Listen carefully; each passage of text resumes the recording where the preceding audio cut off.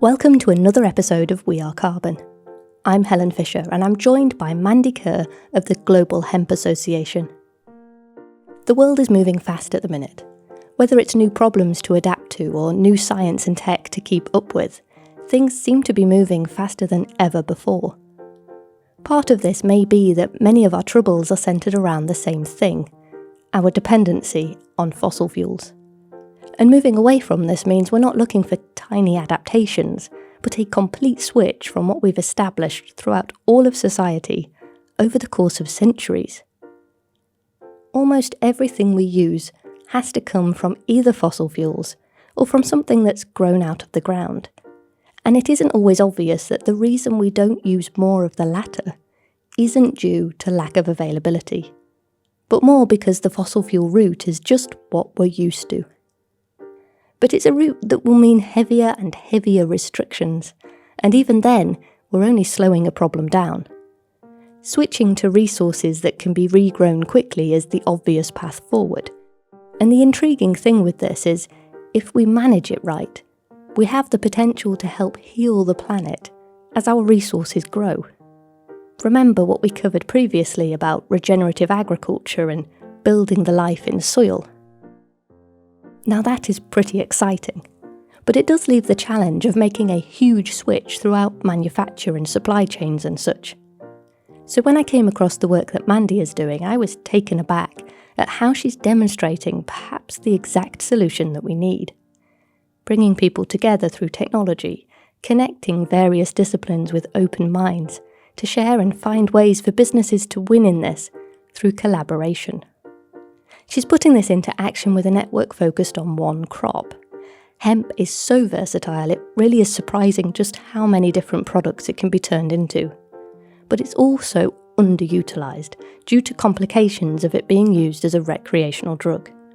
It was really insightful to speak with Mandi about her work and learn how her network is supporting people from all manner of industries as they explore and develop new opportunities to incorporate hemp into many of the products we need. I hope you enjoy listening to the discussion.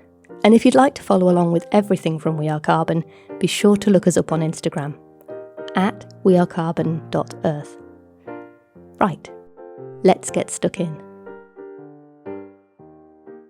So Mandi Kerr, you have started the Global Hemp Association. This is something that you've begun just over a year ago, and essentially we're talking about hemp, but we're also talking about networking, and that's ultimately the combination that you've brought together is this sharing of information and wisdom and knowledge so that people can ultimately learn about the hemp industry, but it goes probably an awful lot beyond that. So could you give us a little bit of an introduction, a bit of a background before we get going?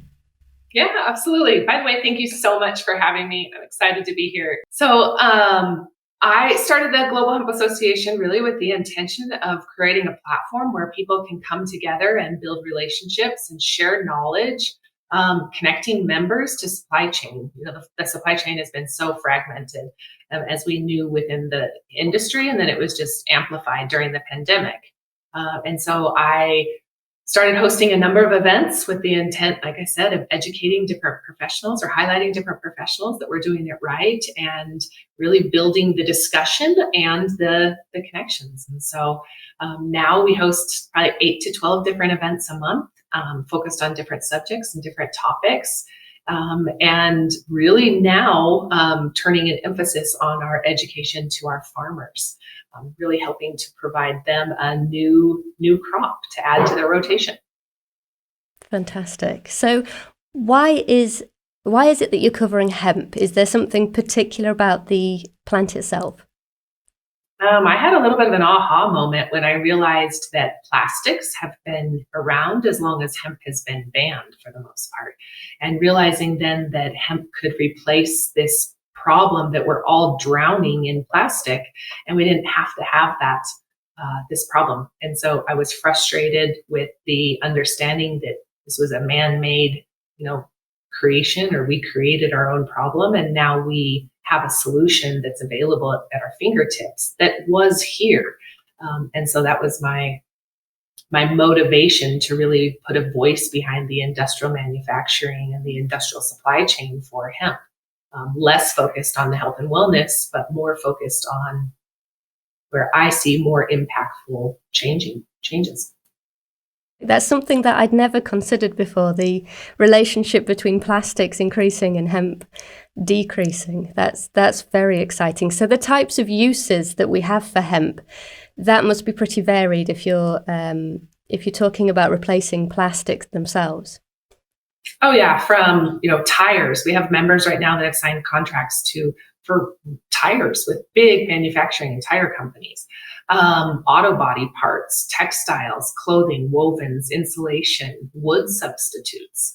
So for like wallboard, OSB, and then hempcrete. There's a lot of hype around hempcrete due to its carbon sequestration and its ability to capture carbon and keep it in that product, in that home for 100, 200, 300 years. Addresses a lot of problems, like you said, way beyond just the hemp industry, but around climate change and some of the big topics. Fantastic. It's actually quite extraordinary because it's not a plant that I'm familiar with. And as you're describing all the different uses and, tires and replacing body parts, and it's like, okay, how on earth is that something that come from the hemp plant? Is it all from the same part of the plant? No. Yes and no, right? Insulation may use the fibre part, right? The bast fibers that are on the outside, where a hempcrete may be the woody core. And for health and wellness, it may be the flower on the plant, or for protein or food substitutes, right? That I didn't touch on, but definitely a massive part of this industry is the seed and grain. Okay, so it really is an all-round. Yeah, all different parts, for sure. And we've had so much negative portrayal of the hemp plant itself with regards to recreational use. Is that something that's changing and that's making it more accessible for farmers to get past legislations, or is there still a wall? I think it's still a challenge, right? Especially as we're trying to figure out the landscape of where it is legal and where it's not, how we import and how we export. It makes it very difficult to conduct business. And I can give an example. In the United States, before Idaho was legal, states traveling from or companies, transporting hemp or hemp seed or any hemp product from Montana to Oregon had to drive around a state in order to deliver product legally. And so, those types of things are still definitely, there's still a lot of muddy water as we figure out even who's regulating, which division is going to regulate each part. Is it coming into the public line and the emphasis on using hemp for all these different manufactured products, is that becoming more and more possible because of regulations changing? Or is there other reasons that it's people are taking this avenue? Yes, I think both, right? I think that one, there's a realization to the impact on a global scale that hemp has to reduce the carbon footprint and to change climate, or to slow down the climate change. And so I think that really, for the first time, we have a consumer-driven market, and consumers are willing to put their dollar where their mouth is, and really vote with their dollar. And so I think that's great. And then, of course, as the Farm Bill passes in the United States, or when it passed in the United States, it definitely opened up landscape and opportunity to study and research and plant, and really put a light a fire, I guess, behind the industry on a global scale due to scalability. Yeah. So what about the plant is making it so good at sequestering carbon? So it grows. I'll be honest with you, right? I am not the scientist behind how it's sequestered, but what I do know is it's got a very deep root structure, right? And due to the root structure, it breaks up and allows for more carbon to be sequestered within that soil. Also, it grows, compared to a tree that takes 20, 30, 40 years, 80 years to grow, we're looking at a, full grown crop within 120 days. Yeah, that's actually holding this mass so quickly. What sort of size plant are we talking about? Oh, I've seen any, 15 foot. This year I've seen a crop currently at 15, I think 12 and 15 feet tall. But I think it definitely depends on where it's growing and what you're growing it for, right? Our genetics are playing a big role in the landscape. And so we're going to see, I think, a lot more, a bigger increase in yields as we better develop what strains grow better where and for what end use. So in a lot of ways, it's a new area of exploration and there's a lot going on. Yeah, absolutely. Yeah, so we're talking about something that grows just huge, really, really fast and provides material for all different uses. So it sounds pretty magical, really, just for that. Whereabouts can it grow? Is it something that is very climate specific? No. I've seen it grow everywhere in different soils. Like I said, its root structure is very deep, and so it allows it to penetrate different soils and survive and last longer. I think where we get into what grows better where is when we look at what's our end product, right? If we're looking for a thinner fiber for a textile, that's going to be different than a big woody core for a wood product, right? Or a wood substitute. But definitely it's definitely drought resistant and pesticide. It needs very little pesticides because of its speed at which it grows and ability to cover, I guess, have a ground cover fast enough to pull out the weeds or drown out the weeds. So yeah, because of that, it allows it's definitely more resistant. It's a weed. There's a reason it's a weed. It's a weed. I think that's the beauty. That's what we need to be looking at more of, because if they're so capable of dominating, then they have a lot to offer, don't they? Yeah. Okay, fantastic. So the plant itself, the extraordinary versatility of it, that's where you have decided to shine a light and bring all different people together. And what I find incredible about what you're doing is just how that side of it, where you've kind of looking, I think, something very futuristic. I think it's very forward thinking in that you're bringing the voice of manufacturers and growers and producers and distributors and the whole picture, the whole range of what's involved in taking this from a seed in a field to a product in someone's hands. And that, I think, is the real inspiration behind what you're doing.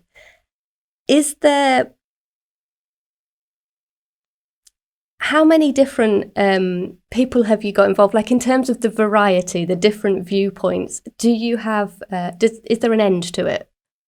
No. And I think that's the most exciting part about what I'm doing, right? Is hemp is not like medicine, right? Where it doesn't necessarily get involved in automotive industry. Hemp is in every vertical, in every facet of our lives. And if it's not now, it will be. And I say this all the time, when I'm talking to people and I say, well, I'm in the hemp industry, and they're like, oh, you smoke? I'm like, well, no, I'm looking to do all of these other things. And they'll say, well, what can hemp do? And I say, well, look around. Everything you see, eventually hemp can touch or be a part of or make, right, or create. And so with that comes education and government and universities and moms and students and adults and people with experience and people without experience. And so I would say that it's probably my most exciting part of my job is there is no limit to the type of people that we meet and the number of huge companies and brands that we're all familiar with that are jumping in and saying, listen, we have to make change and we have to be accountable for what we've done. And hemp is at the forefront of the solution for a lot of the concerns globally. So you've got big companies getting involved, and they're sort of opening their doors. They're speaking to the little guy and vice versa. Does it go both directions? Absolutely. And I think this is where the benefit to the platform and what I've done, or my intention, is to bridge this gap. Is how do we, as the people within the industry, doing the work, growing, our farmers that are growing the crops and harvesting the crops, how do they speak to or figure out what these big companies need in order to move the industry along, right? It's this chicken and egg. And so by being able to create a platform where we were able to highlight people that are interested in the industry, people participating in the industry already, people that have distribution arms or financial opportunities, to really make an impact and connect. And so, yeah. It sounds very exciting, because I suppose there's a lot of accidental discoveries within it. There's the unexpected. You bring together a bunch of people, they start putting their hands up and saying, I know the answer to that, and I have a view on this, and I suppose that just keeps growing and growing, and there's no way that it would be research that people would need to spend an awful lot of time to actually find those answers, very specifically in there. Yeah, I think I find that really, really exciting, because I think there's something, it's like you're speeding up evolution by just putting people in front of each other. Communication breeds collaboration, and it helps to weed out this,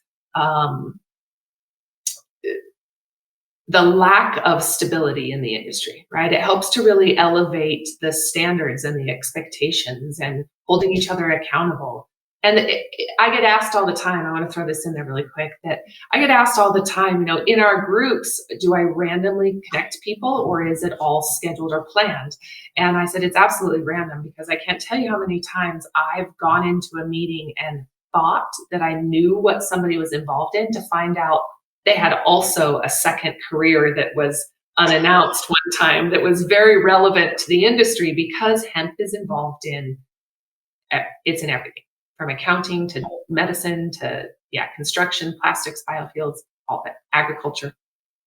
So much more than I would have imagined. It is fascinating, and it's such a wonderful thing as an example of how we can all help each other, because it's not expected, but it's when you think about it, it seems obvious at the end of the day that the educator would have something to learn from the person in the field, and these going back and forth. So I've watched quite a few, because I find them all very exciting, and there's so many on your YouTube channel, and I've been having a look through the recorded format that you're using, where people are introduced to a speaker and then offered the opportunity to ask questions, and that's sometimes you have several people on there, but it's very raw and it's very dynamic.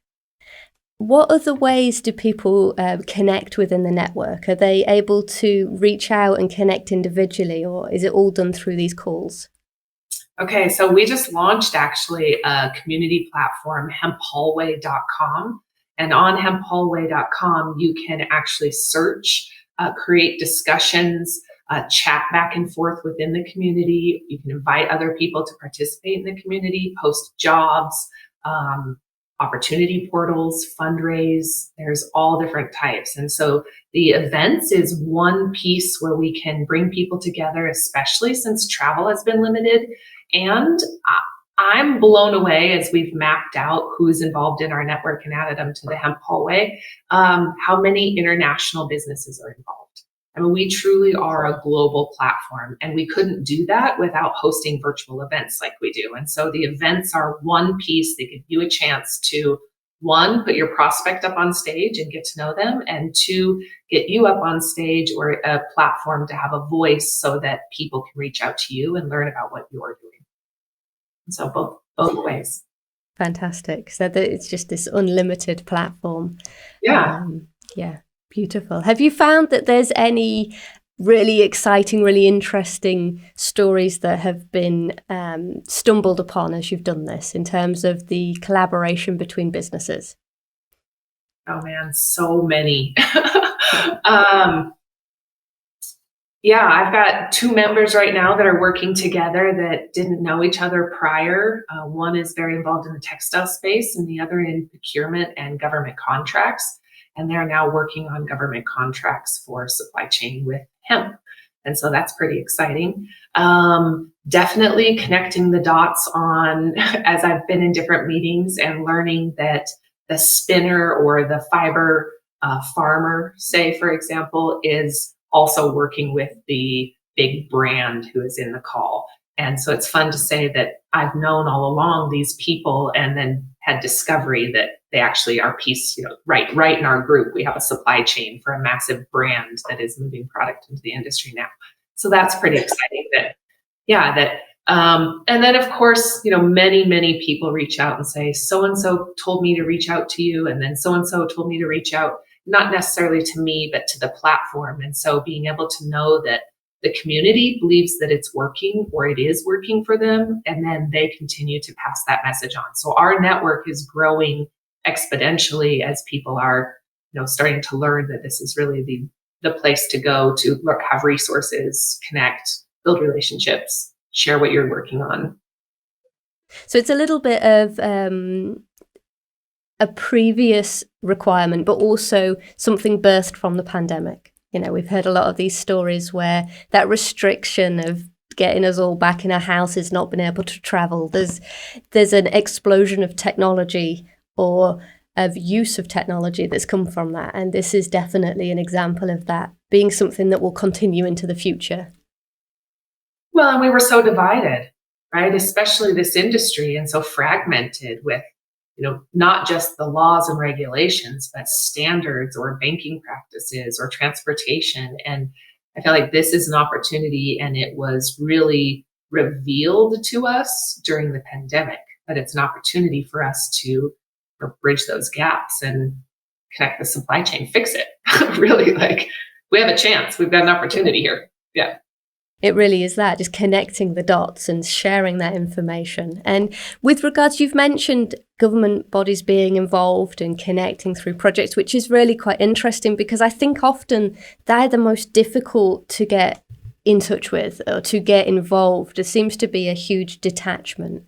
And when we talk about sustainability and climate change, there's like a scales that needs to be balanced in terms of policies, and then you've got the actual on the ground putting it into action and then validating it all. So is there a lot of talk within the association between members about sustainability subjects, about carbon or climate change itself?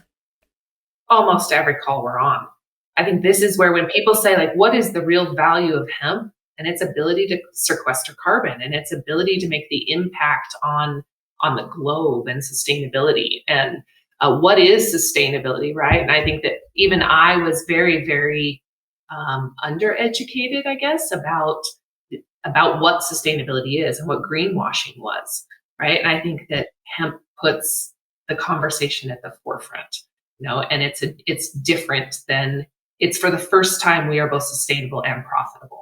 And so it's a new conversation that is now very accepting and inviting as we start putting numbers behind real business, or presenting numbers to real business and stuff. And I think this is exactly the type of solution that we need, because everywhere I go, I'm speaking with people from all different industries.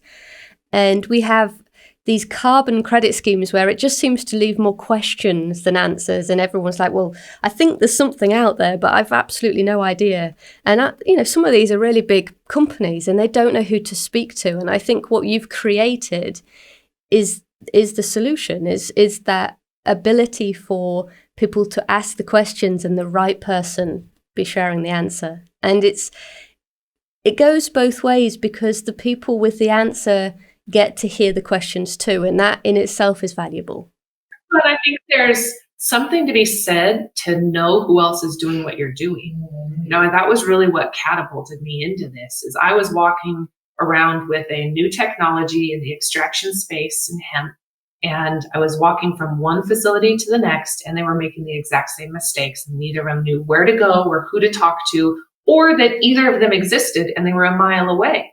And so those types of things that what worked for you, what didn't, when did you hire, when did you outsource, what kind of chemical did you use, what processing equipment, what engineer, what manufacturer, right? And then we save, I guess, so many people from so much loss and risk by having this community embedded group.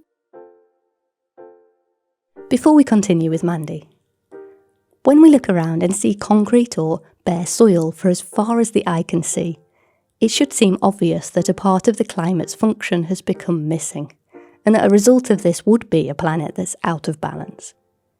But the problem, of course, is that these sites have become such a part of our norm that for many of us, the absence of thriving, abundant nature around us is expected. rather than alarming. The exciting news is that not everybody overlooked this. And for decades, many people around the globe have been studying the diverse functions of nature and nature's role within healing the planet and balancing the climate. I've been in awe of these understandings, and I decided to create We Are Carbon as a means to bring many parts of this bigger picture together. Combining the science and ecology, for example, with real-life integrations, such as Mandi's network that is demonstrating ways to shift society from much of its fossil fuel dependencies. To watch as this picture builds, be sure to head to the website and subscribe for updates. I'm adding short animations as we go along, and I'll also keep you posted as things move forward with transforming this story into a feature-length documentary. So subscribe at wearecarbon.earth. And you can support the project too by simply sharing this content with your friends and family. Back to the interview, and we continue by considering, can everybody win if we move towards more collaborating within our competitive business worlds? When we think of businesses sharing ideas, it's actually quite novel because there's so much competitiveness, there's so much, save the information, keep it to your chest, patent it, Is that changing? Because what you're doing is very much more, is turning its back on competitiveness and saying that there's a win-win somewhere within the means to collaborate. Yes, I think that it absolutely. I think there's still the competitive nature, right? We all want that naturally, but we're at a time globally. We have to make change. And I think that the people that understand it and grasp it, they get it. And they get that the only way we're going to make the change is by collaborating, and not just in our borders. We have to expand this. And so that's really where the power of these digital Zoom meetings come, right? I had 2 calls this morning with different groups in India that are, really looking to manufacture and process for the same reason and they too understand that we have to lean into these other countries that are ahead of us or doing it right in order for us to maintain success within our own borders. So yeah, I do think that collaboration is leading the way, and those that aren't, I think, will be left behind. It makes so much sense that it would be the way forward in terms of speed. So when you think of a global pandemic that has put us all in the same boat of problems, or then the global issues of climate change, it doesn't make sense really to hold the knowledge to your chest. Even when that's explaining what's gone wrong, it just is fast forwarding the motions for somebody else. So yes. Well, and we're just at the forefront of this.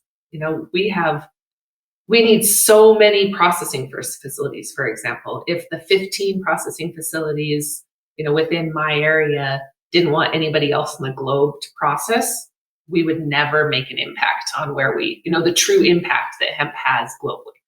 And so it's just breaking that barrier to realize that the opportunities are way bigger than any of us could have imagined. Have you got any sort of holes in the discussions where there is just people asking the same question and there's no answers? Or is it pretty much whoever's sort of asking, there is somebody to come along and fill that gap? Oh, I think that there are definitely reoccurring concerns that have to be addressed, right? The funding and banking, and I'm going to speak to the US, for example, right? Because the majority of our funding questions are centered around the United States right now. So in the United States, the banking not coming on board and then putting out warnings, for the funding of or supporting cannabis and hemp companies. And because there isn't a clear divide between, say, the industrial hemp and industrial hemp that's used for CBD, it creates a lot of gray area. And because of that, investment capitals can get tricky for growth, right? And so naturally that slows down progression, and it's constantly a topic that's being discussed. And then transportation is the same thing, being able to, legally transport across borders when each of the rules are different and changing. And then standards. right? We've got to have some sort of standard to the type of fiber that's being grown or purchased for, say, textiles, so that then we can start moving mass quantity or buying from multiple different people and securing the contracts for the buyer or the big company, right? That then is going to really make an impact on volume being grown. And they can't get on and say, hey, I'm looking for size, say 20 micron, less than 1 inch fiber, because where is that? And how do you know what it is? And what is that? There's those standards are just tricky. Or grade A, say grade A, I shouldn't give specifics, but say grade A is what they want to buy, but grade A to spinning mill, Z is different than spinning mill Y. And so how do you know what you're buying?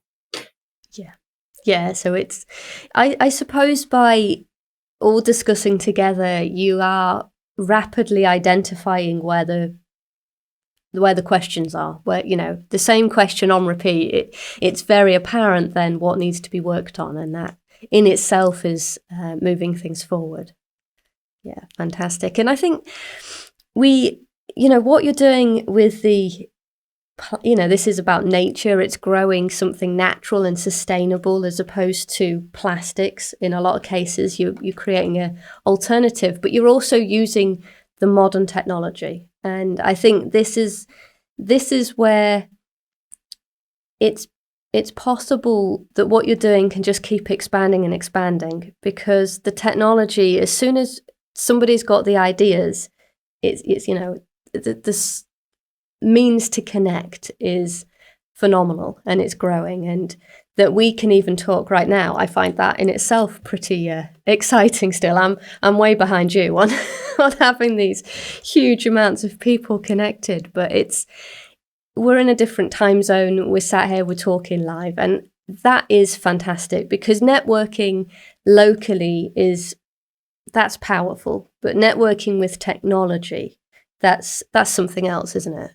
Mm-hmm. Oh yeah, it's definitely, like I said, it's sped up the ability to move this industry along. It's given us opportunity.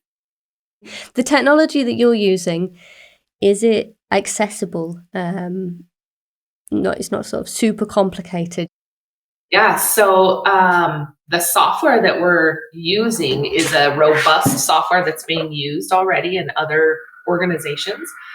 We just converted it and used it for the hemp industry. And it's an easy login platform. It's a member management, event management, and learning management software. So you log in and it creates almost like a social media profile. But then allows you to enter forums, post jobs, connect with people, chat. And so, no, it is not hard, especially with our use of LinkedIn and Facebook. It mimics that very easily. And it's available on web browser and mobile browser. And then from there, it's very easy to search events. As we're hosting so many, if you want any extra education or to really start connecting with the network, it allows you to search different events and then just check if you want to attend, maybe attend, no, not interested in attending. And then as the event starts, you just log back in and it streams live right in front of you. So it really brings these, again, fragmented pieces into one platform where you can connect and discuss specifically anything and all things related to the industrial hemp industry. So if people were interested in getting involved, it's very straightforward, and it's pretty much for anyone and everybody that may have a use or growing hemp, consuming hemp, using hemp, manufacturing with hemp, transporting hemp, absolutely anyone and everybody. Yeah. Yeah, it's fun. It's easy to, like I said, easy to log in. There's 2 ways to enter. It's hemphallway.com. And we created that because then we can support other associations and other existing groups. But instead of logging in through the Global Hemp Association.org, channel, you log in through Hemp Hallway channel. They both take you to the exact same portal, but it gives you 2 different ways to enter: hemphallway.com and globalhempassociation.org. And then there's, just an easy searchable profile with news and media. I'm excited. I'm excited to share it. I'm excited for everybody to get on and play with it and really take advantage of the knowledge and the resources that we've collected, and not just us, but so many brilliant, brilliant people, thousands and thousands of brilliant people who have joined us. So it's awesome. And is there information on there or do you find a lot of activity regarding the research side of things and the development of new materials and applications? Oh, yeah. Yeah, I think that, when we talk about all these different people that have been involved in the network, education has been a huge piece, and validating the ideas that members have had, right? We get members that are in the industry and they're the hempsters, that have this image that we're going to move the industry forward. And then right behind them came all the universities that are here to validate all of the research and all of the, the tests and the studies. And with that came even more credibility to the industry that then brings more money and more opportunity. And so it just keeps building, and literally it's all aspects. And so it's been fun. So this is education. We've got construction materials, fibre for textiles, food, biomass. I'm guessing there's a lot regarding, is it directly used for fuel? It depends on how they're making it, right? I'm assuming that they can make fuel different ways, but I think a lot of it is made from the seed. Okay. So like oils, perhaps, yeah. Yeah. Mm-hmm. And then the biochar from the actual mass of it. And then the farmers who are farming this and regenerating lands, I'm guessing there's a role there for the plant also within, because the agricultural movement around regeneration, that's huge at the moment. So I'm guessing you've got a lot of that going on. Well, absolutely. And again, back to the root structure of the plant, right? As deep as the root structure is, it's breaking up that soil, which allows for better watering, better nutrition of the rotation crops or the crops following. So we're seeing some increase in crop yields on rotation crops of 20 and 30% because the soil structure, right? And so then we get into, and again, Thomas Jefferson said the best thing we can do is introduce a new crop to the rotation. And here we have an opportunity to do just that for our farmers. They give them one more opportunity to profit and make money and increase, community and economic development in their area. So I just feel like it's exciting to me because I love what you're doing from the network point of view, and then I love that you've taken and found this just one plant and you've connected the whole world with one plant. Here we can put a focus, but then have this big picture of why that one thing connects everything together, and that's very, very beautiful, very exciting, and it's relevant to so many people. So if people are wondering if there's anything of interest in there, but they're not quite ready to sign up, they can actually find a lot of samples on your YouTube channel. Yeah. I think there's like 140 videos or 140 hours of content on YouTube. And then we also have a profile. You can log in and play with the profile. So you can sign up for a membership and have access to the membership for a trial period, and get in and see what it is. And then there's different levels of membership. So it may be just we want to support and get involved and have a profile so we can watch content or get access to additional content, versus actually sitting in and creating forums or participating in an advisory board. That may be a different level of membership, but there's all different pieces that you can get involved, from consumer to farmer, education, nonprofit, government, every piece of it. Yeah, so that it's very, very varied. And if somebody had a particular technical question or a particular idea in mind that they wanted to put forward, could they sign up and then they throw the question out there to somebody or to the Absolutely. whole? Yeah. Yeah, there's an entire live feed and forum chats that are also in the profile. So as soon as you have access to a profile, you can engage in, or as soon as you create a profile, you can engage in the platform, and you can engage in questions just like you were to say on a LinkedIn. right? You can post it up or you can create chat. And then in the conversation or our meetings themselves, I always open it up. I shouldn't say always. A lot of times I open it up for chat, depending on the size of the group and who's speaking. But we'll open it up where you can raise your hand and actually ask the guest yourself or type it into the chat bar and I will moderate the question. And then prior to every event, we give everyone an opportunity to ask the guest questions going in. So the guest then knows who's in the audience and kind of what to speak to. And so it kind of helps to bridge that gap and give opportunities to really move the conversation and target the actual need of the guest instead of us, preaching to our echo chamber. It's one of those very simple concepts that just works because you're executing it so well. You're incredibly, you must be incredibly organized and thorough and very good at what you do, because it's a lot to think about and bring together, an awful lot. I have a good team and I've been doing this for a lot of years. And so when I realized the need within the hemp industry, it was just a natural fit for me. This is what I'm really passionate about, people and connecting people. I love it. I thrive on it. I love hearing when people say, oh, I'm working with so-and-so and I met them at your event. That's winning for me. And so I thrive on making sure that people are connecting with revenue-minded relationships and building good connections. Yeah, I can see that. I think you are, very well placed, and you're doing a wonderful job. It's Thank you.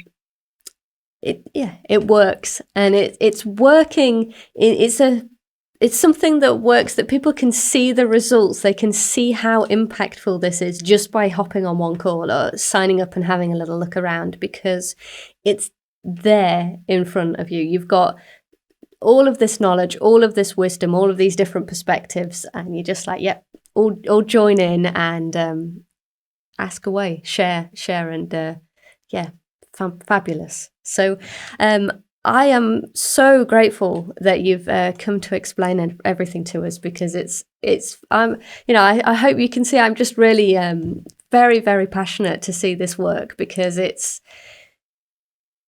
there's so much of what you're putting into action that I believe in enormously, in terms of the collaboration and the joining everything together, as opposed to, I think we've been too long in a world where there's just this complete opacity between industries and the consumer and where stuff comes from, or the manufacturer and the material they're using. And what you're doing is bringing transparency to all of that, and at the same time moving things forward, moving that progression so much quicker than we could without. And it's wonderful. Is there anything else you would like to share with us?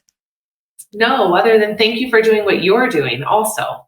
I'm excited that we met the exact same way we were just talking about. And I'm excited to help support you and really move this story along as well. So thank you very much for everything you're doing and for getting involved and spreading the word.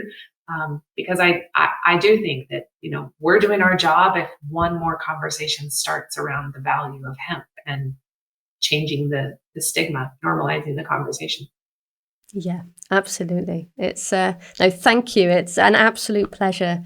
I'm so grateful. And if I have any questions about hemp, I'll know exactly where to come. And it's something. If you ever want to come back and share again, I'm sure we'll please we'll speak again. I'm absolutely sure of it. It's a pleasure, and thank you very, very much. Absolutely. Thank you. Until next time. Exactly. Until next time. And thank you for listening to this episode of We Are Carbon. Next time we'll be hearing from Jackson Bazingo in Tanzania, with his really inspiring story that moves from desperation and food poverty to growing solutions for his community by taking things into his own hands. You can keep up to date with everything from We Are Carbon by subscribing on the website or following along on Instagram. Search for wearecarbon.earth. And let's keep figuring this all out together.